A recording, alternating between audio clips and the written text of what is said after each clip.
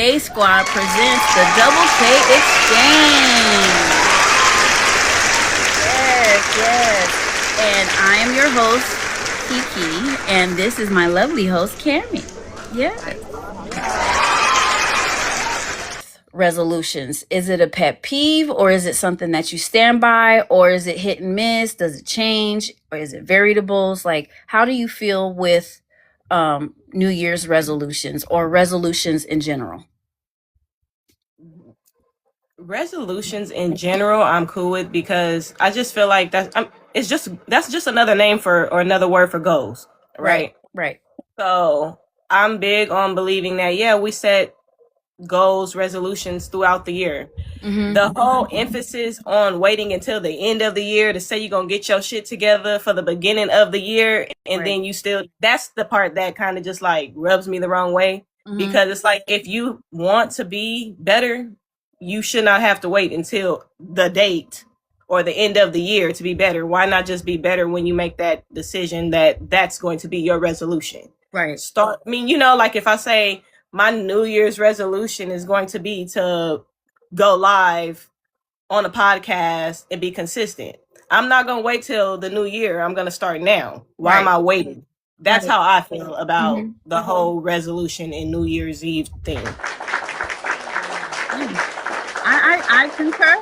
I concur. I do. And as a life coach, I tell people when I give them counsel, when I do readings, is that it piggybacks on what you were saying. You shouldn't start in January.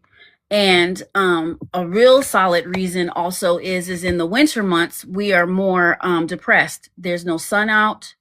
There is a lot of gloominess, right? So even if you don't have a diagnosis of mental illness, it's just that the weather causes you to want to not be the most happiest when you are in the winter months, right?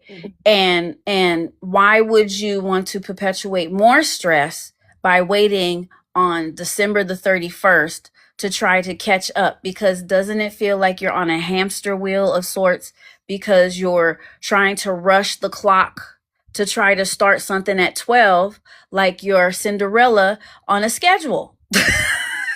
You know what? And that goes with not even just resolutions. That goes with superstitions, period. Yeah. And there's so many of them, just to touch a few, you got to have the first person to come into the house needs to have money in their pocket, right? You want to make sure you do all your laundry before the new year. Those type of things I get, but it does create this energy where you are entering into the new year. And I put quotes because some people don't believe this time of the year is the new year. Right. So I'm going with spring, right? But yeah, so I do that to say, dang, I lost my train of thought. As far as the laundry and stuff. No worries. With the laundry and stuff, it's like you are taking that anxious energy into the new year. You're not even flowing into the new year. You are literally rushing to end your year before you can even flow into the next year. So you started your new year stressed out already. Yes. Why? Because you're groomed to make you feel that you need to do it. Like kissing a random stranger on the new year is still gonna make your ass single at the new year. Like, you're in the bar, right? That's the superstition, right? That's one of the ones that if you're in the bar and you're having libations and stuff, right? And spirits, that you at 12 midnight, so you won't theoretically be alone, you kiss your partner. Well, now that is violating someone's space, because in 2025 and 2026, you shouldn't be randomly kissing somebody just because it's the new year. You're still single. You never worked on yourself to be in a committed relationship. So you feel because you're kissing a frog at 12 midnight that you're going to get a prince or princess. And that does not work. That's where the superstition does not help you.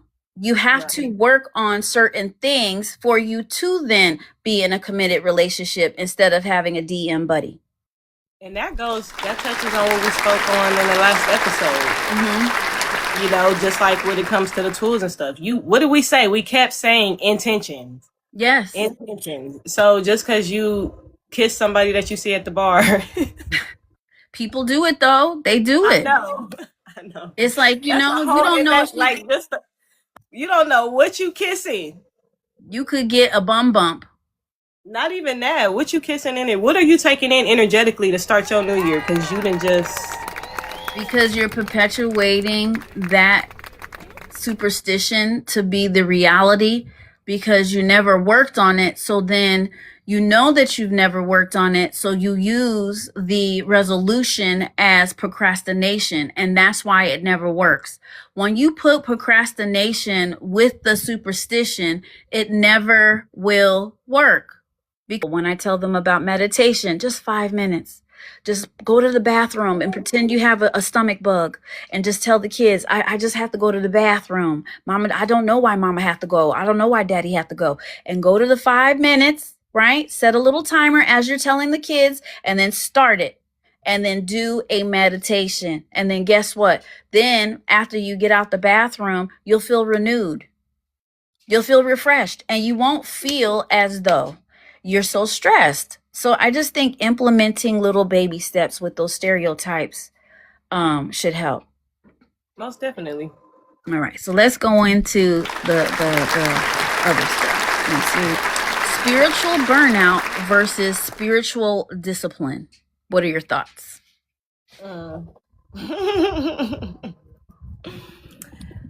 Spiritual burnout is definitely something that I've experienced the hard way. I believe it goes hand in hand. If you are spiritually disciplined, you will not spiritually burn out because you will be so disciplined in a way to where you don't allow yourself to burn out. You have boundaries within yourself and for yourself to where, because you are disciplined, the burnout does not happen. So I do believe that they go hand in hand. It's a balance. You get what I mean? Difficult. Just like you said, baby steps. It is difficult to obtain spiritual discipline. It's difficult to obtain discipline in general. What suggestions do you think, coming from newness of spiritualism or just the belief system, would perpetuate those baby steps? Like what is one thing that you can say that's tangible that you've used in the beginning stages of your spirituality? Sitting outside. That's easy. So simple. When you just go sit outside, ground. Just go sit outside. You might not want to touch grass. You might not be able to touch grass, but you go sit outside and you intentionally let the sun just kind of embrace you. That small thing helps in so many ways, in my opinion. What would be something you would say?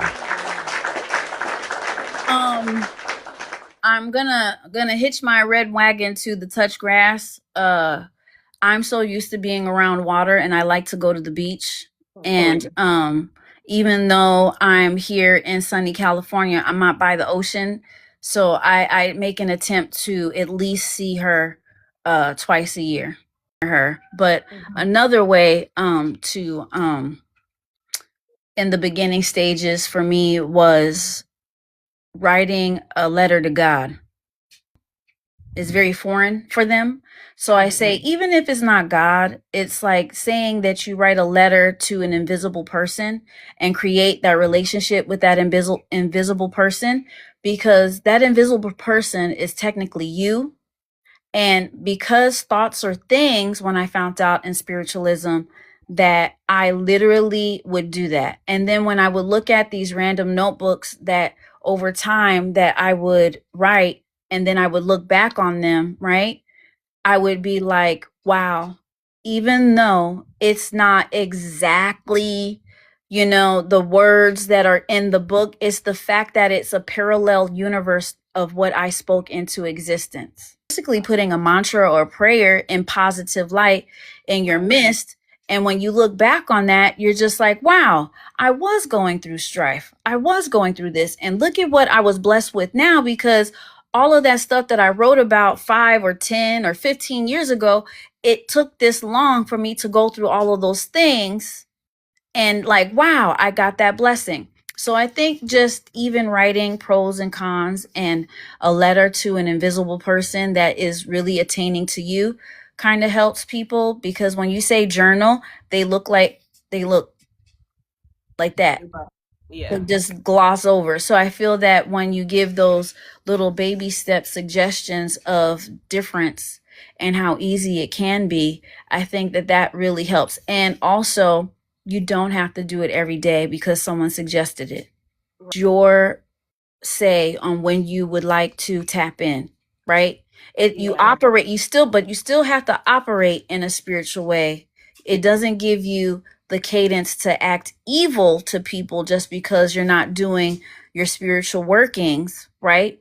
It just means that you don't have to be in bondage doing it, because that creates the burnout. Even to piggyback on what you said as far as writing a letter, and or you look at your notebooks that you've had over the years and you see those things and you see the growth, you see the progress, you because often in the midst of it you don't feel like you're making progress. Right. So to be able to see that and reflect back on it, I do think that that does play a big part, but also in the same sense of releasing and letting go, right? You could write that same letter to yourself, to the invisible person, saying what you want to release. Yeah. And then moving forward, you actually see that you release the very things that you didn't think that you could release. That is so true. Yeah, I would say that. Another thing I would say that helps, and as childish as it is, I would say color, get creative, like tap in, do things that you used to do as a kid. Yes. Yes. Like that will help with keeping the spiritual burnout at bay as well, because you are still in a sense grounding a part of yourself when you are tapping in to your inner child, because you are coloring, drawing, go sit on a swing and swing Word at the search, playground. not online, but Word search. a true A true traditional one, yeah. papal word search is a form of meditation, because you're focusing on the word at hand and not all of the background noise. And that, even gardening, Yeah. gardening is a real good way. Even watering your grass, if you're not a gardener, like watering your grass is a wonderful way of like just zoning out and just being present, and then doing what you said earlier, being outside and touching the grass. So now you're doing a twofer. And you feel so much better. You do. You feel so much better. And you do not have to walk on clouds. You can still express anguish. You can still express hate. You can still be obtuse. You could be all of those things, because we're human. I feel that when you're in spiritualism, even counting when your kids get mad, when your kids get you upset, when I count out loud, 1, 2, 3, when I get to 3, it's not that I'm counting for the kids. I'm counting because I don't want the old person that I've been working on to come out. Like, for real.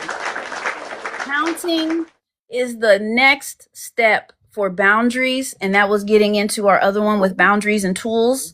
And when you make those boundaries for yourself, then you don't have burnout, because you're creating that boundary. Kids are going to be kids. Yeah. They're going to test you. Yeah. And then don't have them in different age ranges, right? Because it's different when you have stair step kids when they're all in a row, and then when you have them like me, you have your 20s, and then you have your tweens, and then they get together and they're all on this frequency of like, whoa, like overload. I think even with us speaking on having boundaries within ourselves, when it comes to children, it teaches them what boundaries look like. So then when they get older, they don't have a difficult time setting boundaries, because I used to have a difficult time setting boundaries and putting Yes. boundaries into place for myself and for other people. So when you start to implement that and you showing your children that, it just makes it easier for them as they get older to start having boundaries for themselves and what they won't allow and what. Because my kids, I'll tell them, look, I'm getting overstimulated. Get out my room, please. Get out. I don't care if you start rapping like Run DMC. You need to moonwalk outside of my room. Sometimes we have to allow ourselves the grace for ourselves. As parents, no matter what gender, mom, dad, cousin, aunt, whoever's taking care of kids, you have to give yourself grace. You should not have to. And that's another thing with spiritualism. You have to tap into knowing when you're going in burnout. Burnout does not mean because our spiritual path is metaphysical that it doesn't have to be a Christian-based spiritualism. A lot of Christians do not know how to tap into this spiritualism because they don't talk about it. Right. When you go to church, you don't talk about spiritualism. Some people don't even talk about the Spirit of God until it's Christmas, and there you go. It perpetuates into the beginning when we were talking about resolutions. If you're only getting the doses of spiritualism once a year, what makes you think that you are then spiritual? But don't let somebody guilt you into why you didn't show up or this, that, and the other. Like, no. That's not it, because then you're not able to heal. You're not able to heal with yourself because now you're infiltrating stress within yourself because now you're thinking more of the woulda, coulda, shouldas instead of your own well-being, and that's not a healthy boundary for yourself, right? You are showing yourself that you do not matter to yourself. Wow, yes.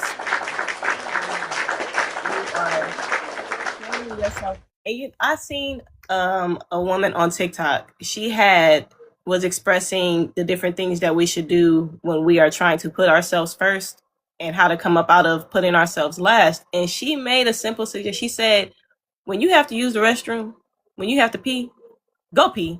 Don't hold it. Don't try to wait until later. Don't see how long. She said, because what you are teaching yourself is your needs do not matter. If you know, if your body is telling you need to go to the restroom right now, and you're telling your body, I'm going to hold it and wait, you are telling yourself internally you do not matter to yourself. Right. That is true. That is true. And that causes UTIs, that causes a lot of different chains of events that can happen in your urethra.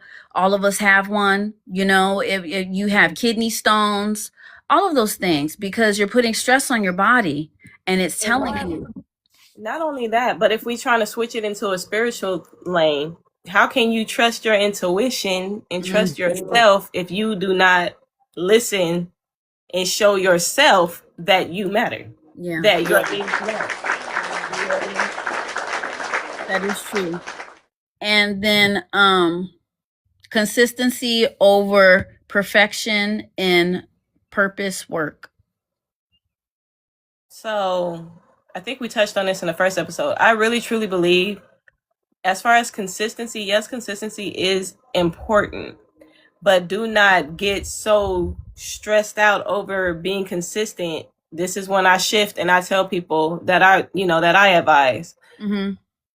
Intention. Be intentional. As long as you are intentional with good intentions for what it is that you are setting for yourself, the consistency will follow naturally. You don't want to force your hand, because that's also, I believe, is how one will become spiritually burned out, because they don't have that boundary within themselves to say, I am being consistent enough to where I'm still, it's still this, but I'm still honoring myself. Yeah, you have to be forthright with yourself, and also how you're saying when I sit down with people, I tell them consistency. If you just say the word consistency, you can get all of the negatives, because that's how the universe works before you get the positives. I don't know why the universe operates that way. That's why I don't say BROKE. I usually say badly bent, or up until this time, until payday, because that's not perpetuating like now, today, forever, right? Yeah. And then when you're doing that to yourself, you have to explain what that consistency is, like you were saying.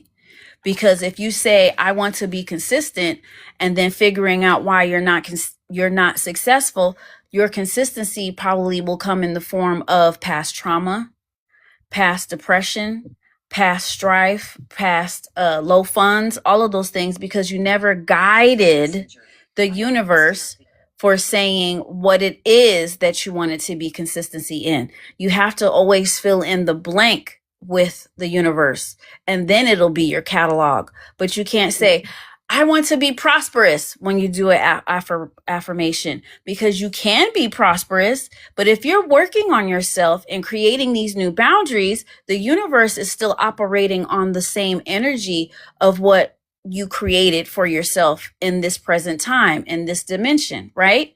So now you have to reverse it by saying, I want to be prosperous in success of happiness with friends and family and whoever I am guided to. You have to be specific. Yeah. Get specific with your intention. And then I have another question. Okay. So let's see. I'm gonna switch it up. This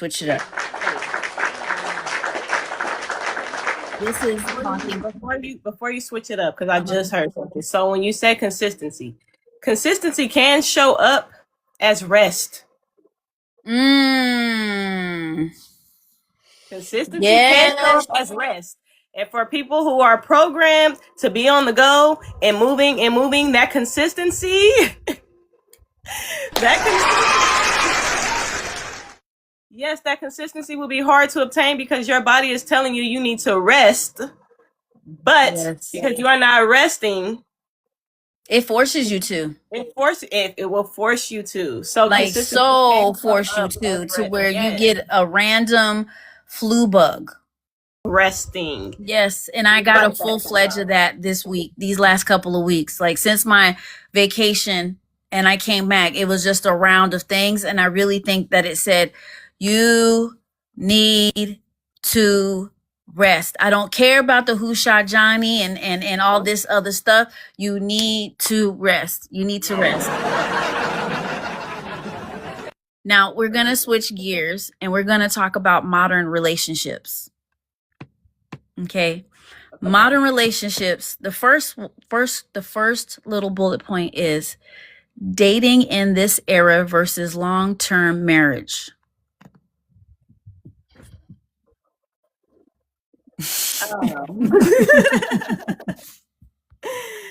Let's see. Well, Spirit said it's a struggle.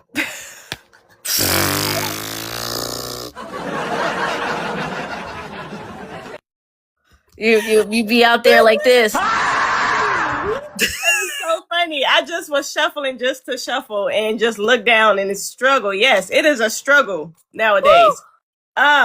I feel like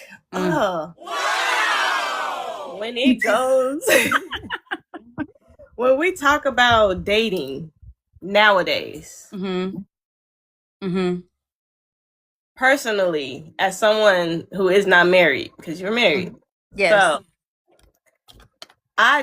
it's ghetto out here. I feel like I don't want to do it. You know, it does. And it's hard for me because I was set up on a blind date. So that's like a whole trajectory of how I even see dating. So this is going to be a good topic, but do you have any suggestions of books that you have? No, I have not read up on any. I tell everybody to unpack by reading self-help books. and not just listening to content creators. I think you have to do the work yourself, because content creators can only get you so far because it's anecdotal advice, and you out there are not paying them for counsel, so it's a blanket statement. Just like how I feel, even though that I'm a tarot reader, I feel that you're doing yourself a disservice by getting a general reading by such and such on other platforms, because it's a general and it's not really getting in the meat of potatoes, and it brings it back to the resolution and goals. Then you get all hyped up saying, oh, I think that this fits. And so now you're purposely trying to perpetuate what this random reading is because you like her or him, to say that that's you. That's not good. Now, if it resonates off the bat and you don't have to really think about it, it's like, oh, okay, I get that. But when you just randomly look, or you're looking at this person every single day for counsel, but you're not paying them their fee to be personal, you are not setting true goals for yourself. Yeah, what I can say is I agree, because I know for me personally, when I realized the pattern in those individuals that I was attracting, I had to ask myself, what the hell is it in me that is attracting this particular energy within these different people, right? So if you were to ask me, like I said, when it comes to dating, I don't want to do it. And I think it's because I've done so much work on myself. So now it's like, and that will happen. When you start to work on yourself, you will be disgusted. And a lot of the things you allowed, a lot of the things that you were into, right? It just feels like, ugh. So now you have this feeling, and then you're trying to figure out, because you have done so much work, how do you go about finding something that you're not used to attracting, because you are attracting this, and now you have to go out and attract something different that you are unfamiliar with because you're not used to it. I think that, and it piggybacks onto what the conundrum is, and that's where I was when I was in the dating scene, right? And I was 25. It was 2025, right? I've been separated from my ex for like 4 or 5 years. I was working in the hospital and stuff. I really was a workaholic and everything, and that book gave me an aha. And so the suggestion was, you get the calendar starting on the first of the month, and you put a red dot for a clown nose. And every time he comes over intoxicated, you'll know that you're a clown. Not him, you. You. Because you keep letting him come over. And so I'm telling you, I did that one freaking thing, and I did it for the different people that I was having as suitors, and I was a freaking clown. If you're dating and someone only takes you to the movies, that is not the move. It's not. You know why? They can't get to know you. Exactly. It's non-confrontation. It's called, did you know that it's called non-confrontational dating? That's what that is? Yes. Because I don't really have to converse with you. I don't really have to deal with you. But we're here. I could say I took you out. I could say this and that. But I really don't know shit about you. But we watched this movie together. Probably. And that's a red flag for they're not going to be committed to you. If all the dates are at night. Okay. If all the dates are at night, that is not dating material. They're not going to want to commit, because if they cannot see you during the day, one of two things: they either have a whole family or they have a significant other already. If they could only see you at night, or if they could, or if a person DMs you all of a sudden and you haven't seen them in a month of Sundays, that's called a submariner. They don't ghost you, They just pop up out of nowhere. That's called a submariner. And then they go back down into the water. Yeah. I'm It's telling you, you have ghetto. to read this book. And then It's it's like when you ghetto. date, it's going to be like a game. And you're going to be like, oh my God, you're chapter 5. That's so ghetto. So ghetto. And I'm telling you, when I found that book, 6 months later, I got hooked up on a blind date and been with my husband for 20 freaking years. Like, there's something about when you truly, truly work on yourself. Love Language is also a good book. Love Okay. Languages. That one also lets you, and I like books that don't talk about the other people that you're attracting. I like it to where it unpacks my shenanigans, Right. because I don't want to bring that old person into a new relationship. And a lot of us are guilty of that. And a lot of these relationship books perpetuate the men are this and women are that, right? They're gold diggers. A dude is this, a dude is that. And so it's like, I don't want that. I literally want to work on myself. I don't want to date my ex. That's what I was gonna say. Like, if somebody was to come and ask me, or just like you came and asked me, like, how do you feel about dating? Mm-hmm. Date yourself. Yes. I Take date yourself myself. out on I a night take date. myself out. I get dressed. I put that intention into myself so that I can attract that. Mm-hmm. So I'm real big on healing and self-love. Yes. I'm gonna love on myself, because there was a point in time where I wasn't loving on myself, and I was trying to have other people love on me, and it wasn't the right type of love. I was accepting anything and everything because I didn't have those boundaries for myself. I didn't love on myself enough to say, you ain't loving me the way I'm gonna love me. So either you gonna love me better than I'm loving myself, or you gonna have to move on, get out the way, so that somebody can love me the way that I'm loving myself. Yes, So Kat, 1,000%. I would suggest love yourself. Date yourself. Take time to be with yourself. Learn yourself. So that way you can figure out why you keep attracting this one and why you keep turning down that one. And then this brings us to, in modern relationships, 1 and 2, communication that works and emotional maturity.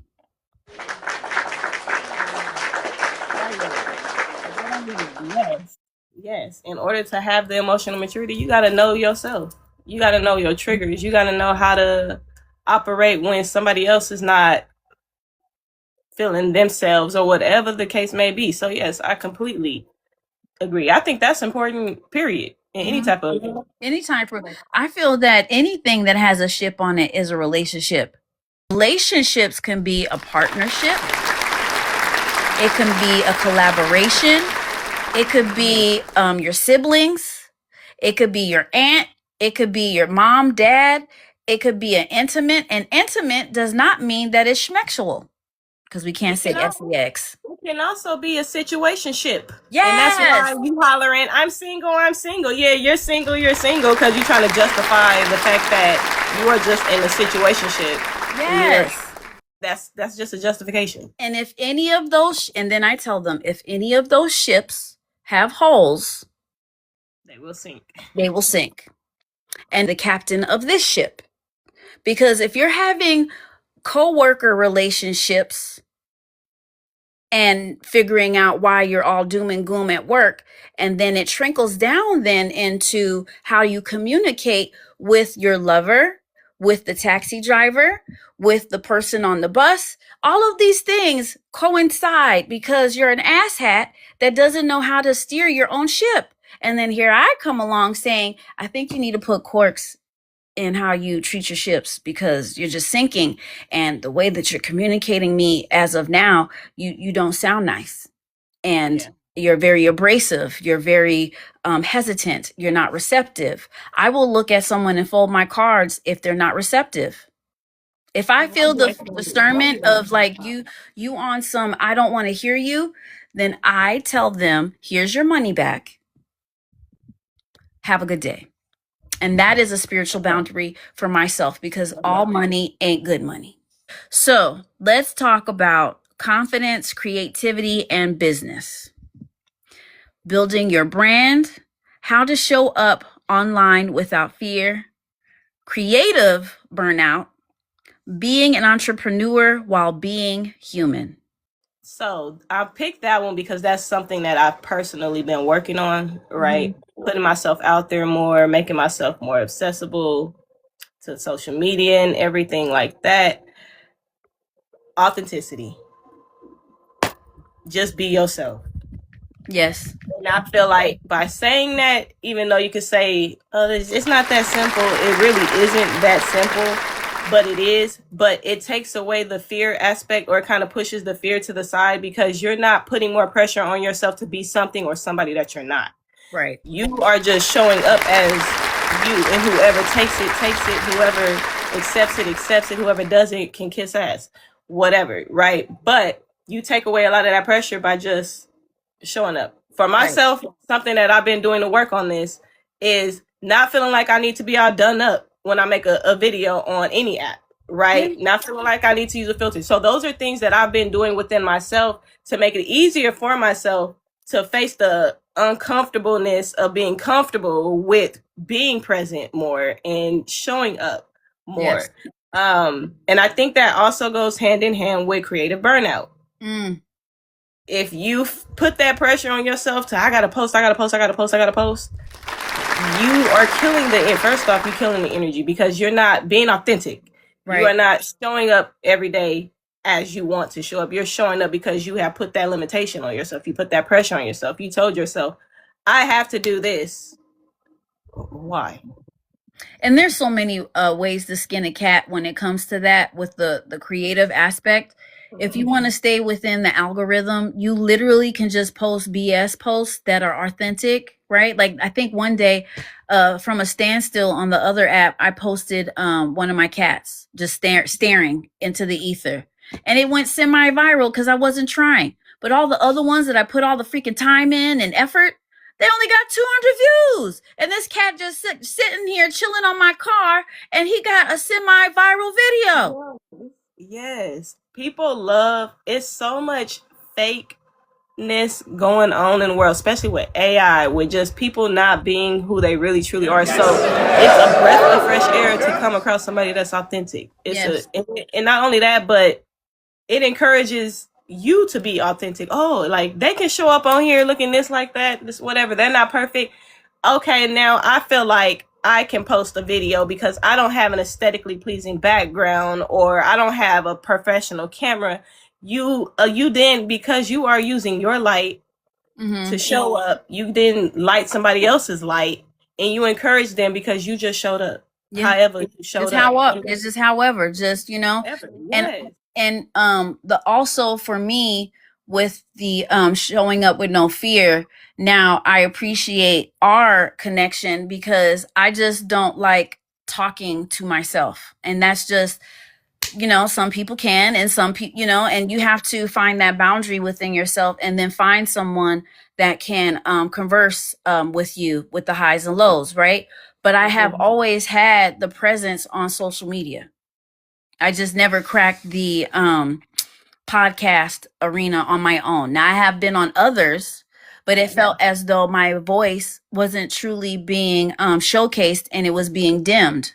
And I think that boundary, and listening to my own discernment, said, you need to be on your own. You would never be number one if it's not on your own, because you're stepping in and having more light and shining it and being a mirror, and it's blinding them.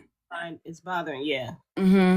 Yeah, see, this works because just like you don't like talking to yourself, I just feel a little bit more comfortable just showing up. You remember we talked about accountability too. It keeps us accountable. Yes. And I do feel like it takes a lot of pressure off of me, someone who not really heavy in the social media streets.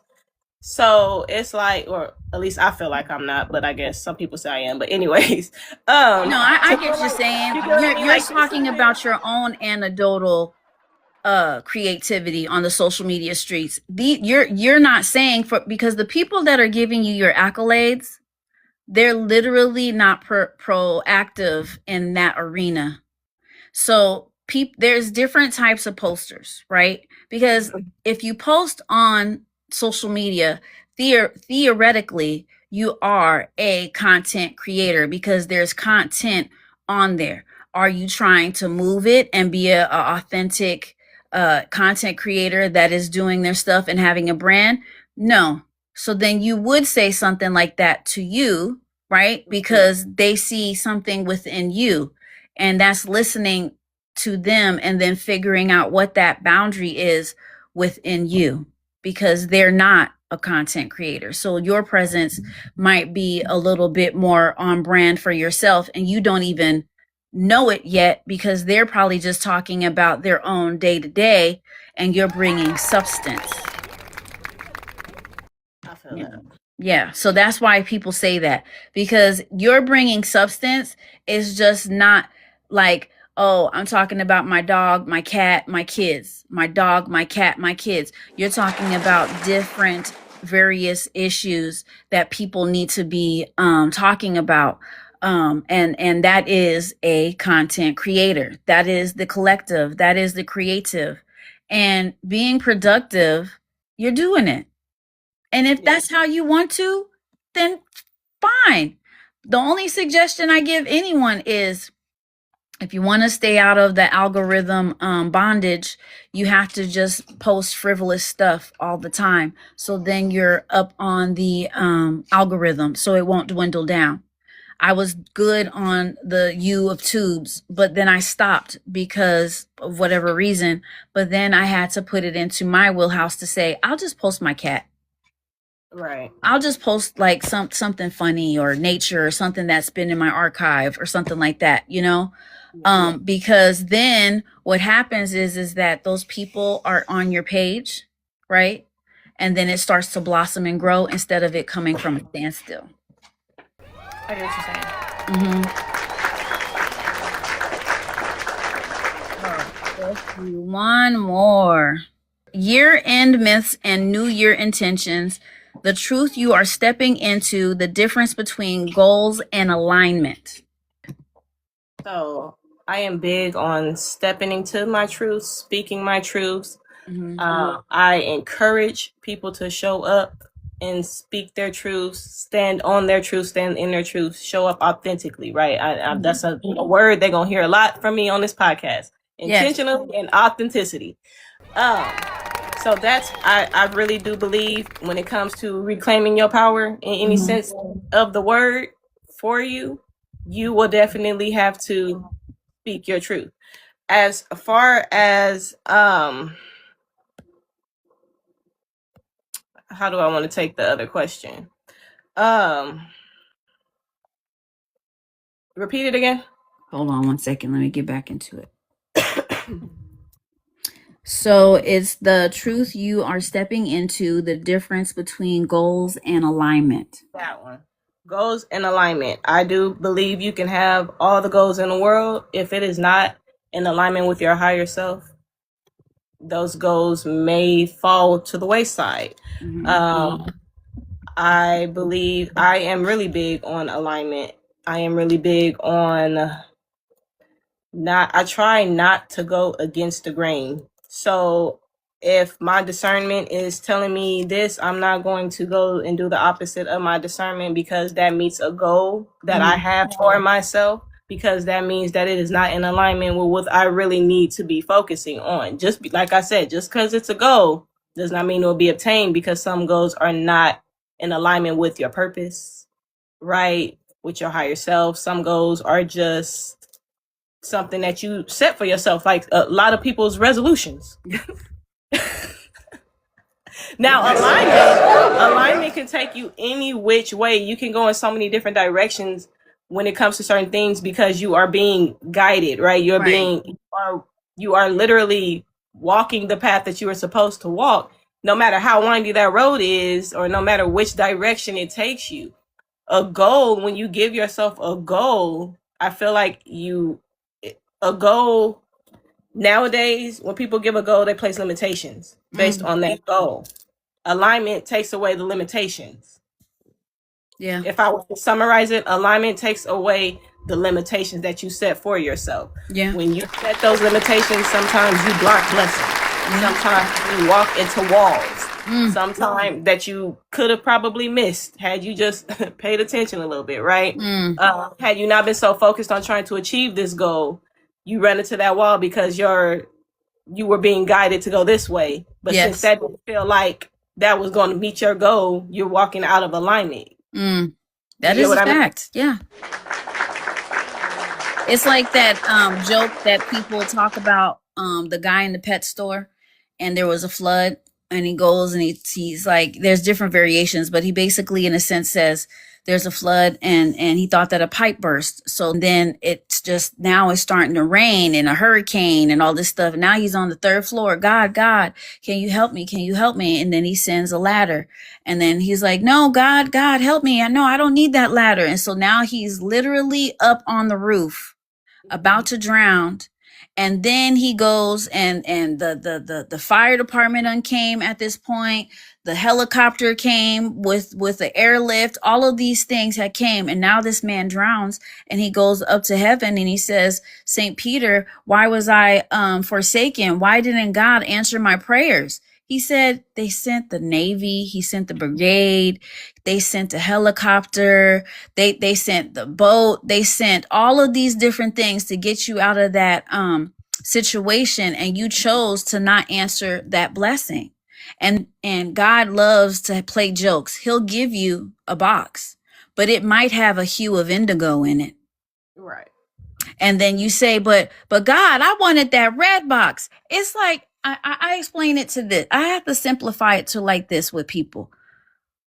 We are all parents in some way or form, or an adult, right?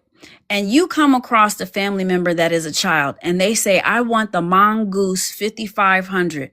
I want it. It's signed by Tony Hawk, and it has the tap out sign on it. All the things that you like that just is active is on this bike, and it's about 10 grand. Would you get that bike for your child? No, you wouldn't, because it's 10 grand. You would go with what's in your wheelhouse and your means. That's just like God. He's going to go with what's in your wheelhouse and your means. You could be in alignment, and you also could set a goal. But if it's not within your wheelhouse, God is not going to give you that blessing. Yeah. And then that's when you walk into the wall, because you're so focused on the goal that you forget about the alignment. The sign didn't look like the sign that you wanted, even though you didn't specify. You didn't specify the sign. You just said, God, please give me a sign. And he done gave you 3 or 4 signs, a red flag, the sirens behind you, the sirens ahead of you. And you still like, I don't know. They have even dropped a solid bill in your hand. But you expected it to be wrapped. You put that limitation on how it was going to be obtained by you. Yes. And no one's saying to go base jumping and skydiving and all that stuff. No. What we're saying is basically, like, when you're wanting to have that activation, like prayer has an A in it, but then there's also the prayer that has the E in it. I don't want to be eaten. I don't. And some of us be using the prayer with the E and not the A. I personally do not like using the word prayer. I don't either. Because prayer is to beg. I'm not begging for anything that I feel I deserve. I don't either. I honor, yes. I honor, but for the ones in the room that are in the belief system, I just break it down to them when I'm sitting in front of them and saying, which prayer are you using? Well, everyone pray. Yeah, it sounds the same, but they're both spelled different. One has an E and one has an A. And up until this point, you've had blockages and strife. So I'm assuming that you're using the one with E because the world is eating you alive. That is tea.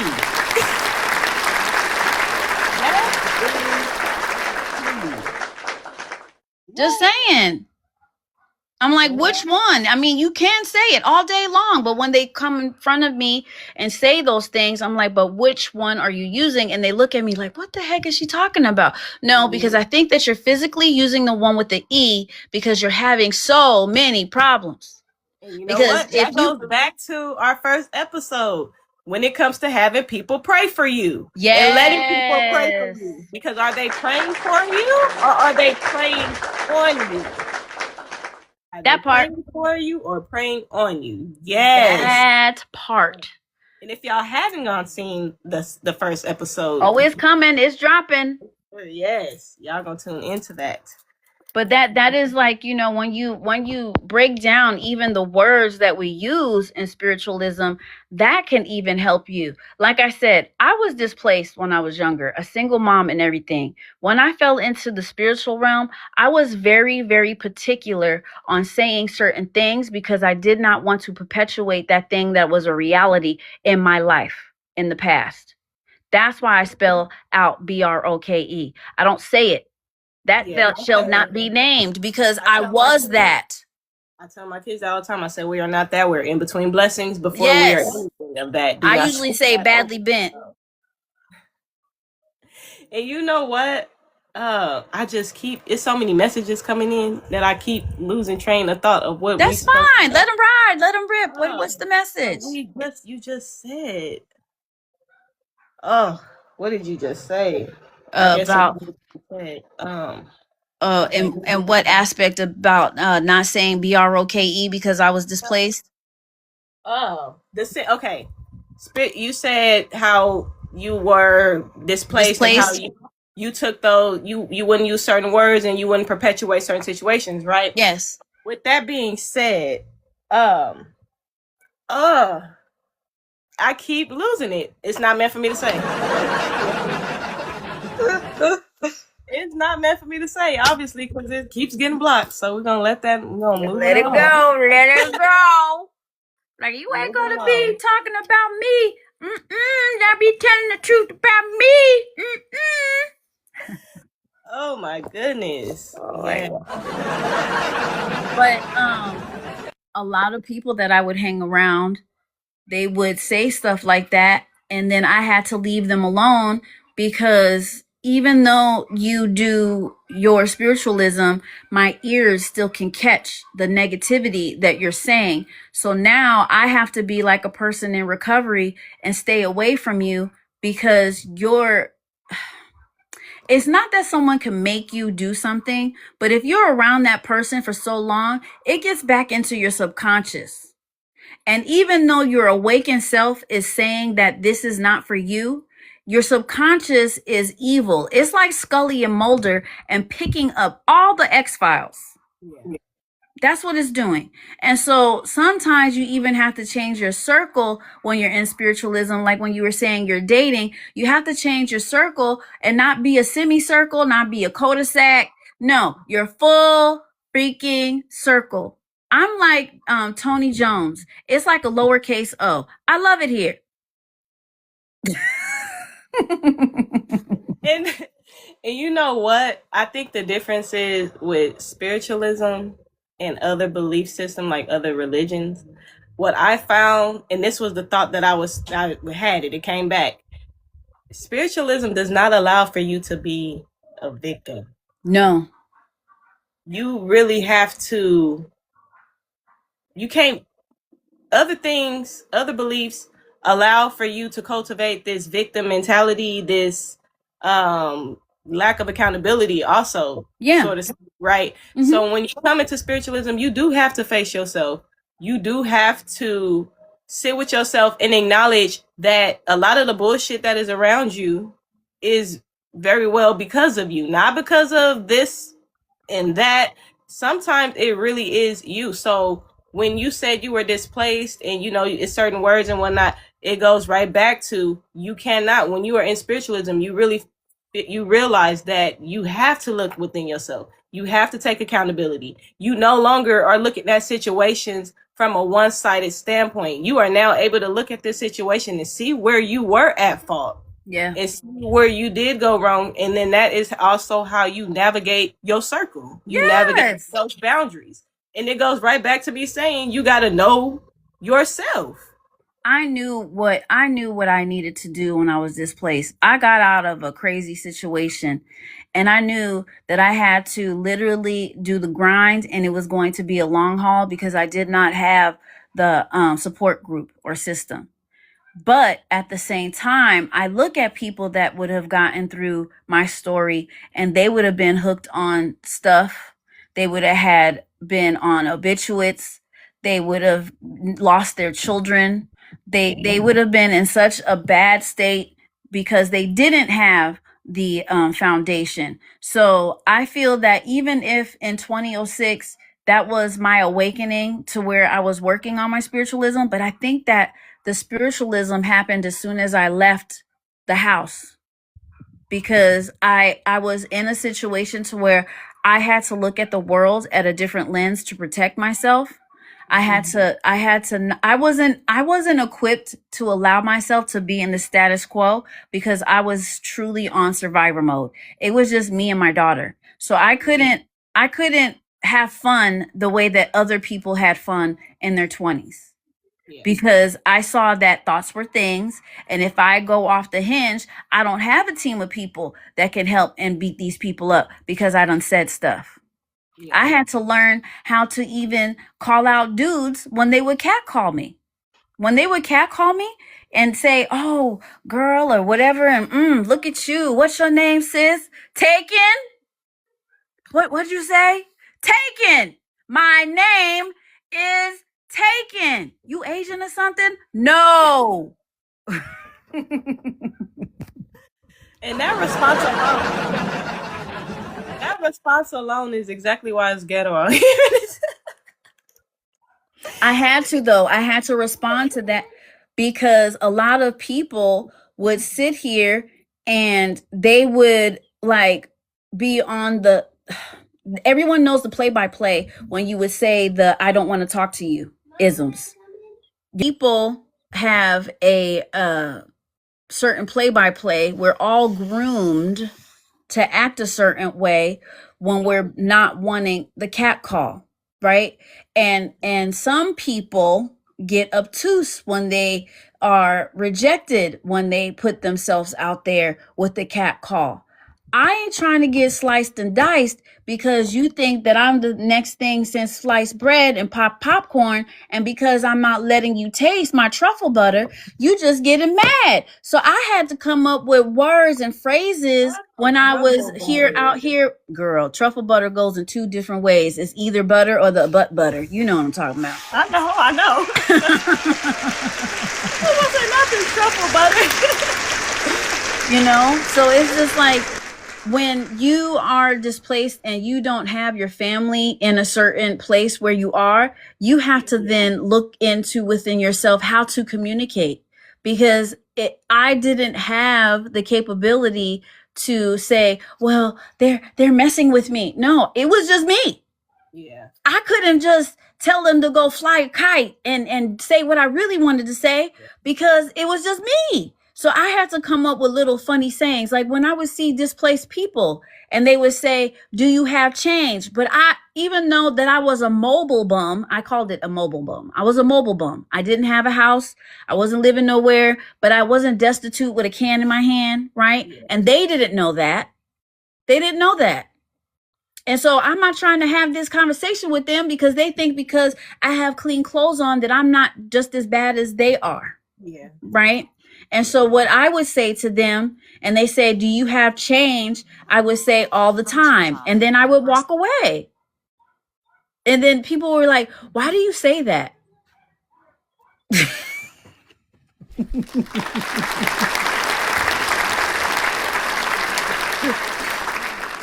I want to change. I want to change, but I'm not going to sit there and say, "No, I don't have it," because I felt that if I said it, I would always not have it. Yeah, I get what you're saying. That's why I'm like, I'm gonna have to. But when I hear a bum say, "Do you have change?" I literally will tell them to their dome all the time. Karma can't get me because I didn't tell them no. I told karma that I do have change all the time. Just like prayer sounds like prayer, change sounds like change.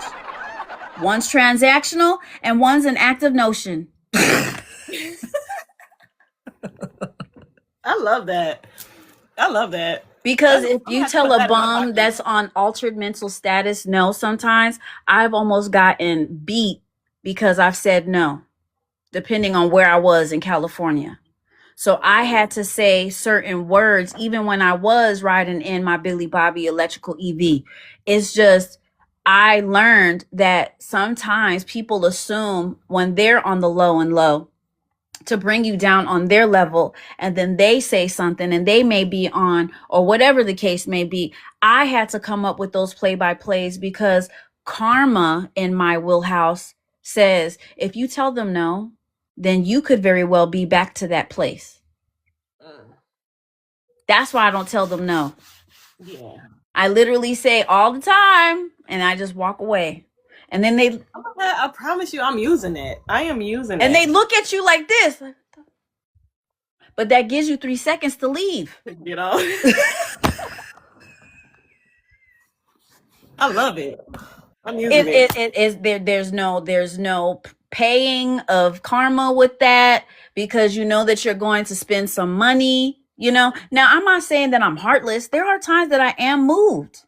There's one time that I went into a store and there was a person that was sitting right outside the store, and I went and bought them 5 blankets. And then the person was looking at me that I was with, and she was like, "Oh, you about to leave?" I said, "No, I said, I got extra money and I'm about to give them some things for them to be warm." And she says, "Girl, why are you doing that?" I even bought scissors to make the blanket into one of them into a poncho. So they could hold it around their neck. And then they sat there and they're crying as I'm giving them these ghetto made ponchos. And they said, "Well, how did you know to do that?" I said, "Because I used to be homeless and I had to do that." And so then it's like you operate in a different space because you were afflicted by the world.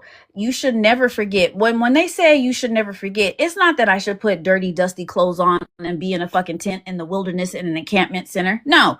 But if you're going into the grocery store and you just got blessed with something from out of nowhere, it will behoove you to at least give them $1. Something. Be a blessing to the There was a guy staring my car down when I was driving in Arizona. I gave him $20. I was scared.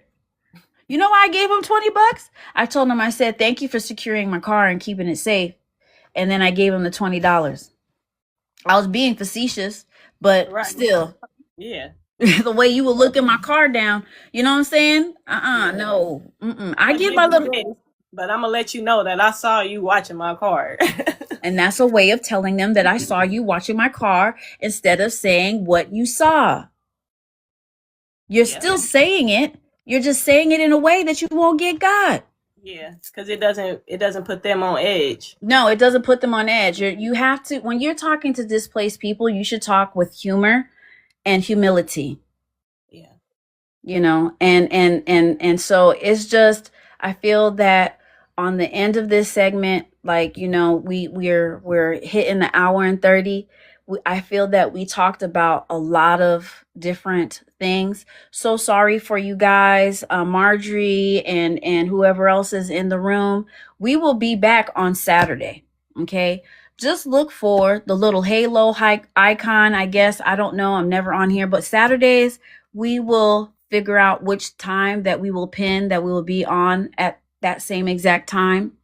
And the edited version will be on my YouTube on the Spicy Gemini. I will put the edited version.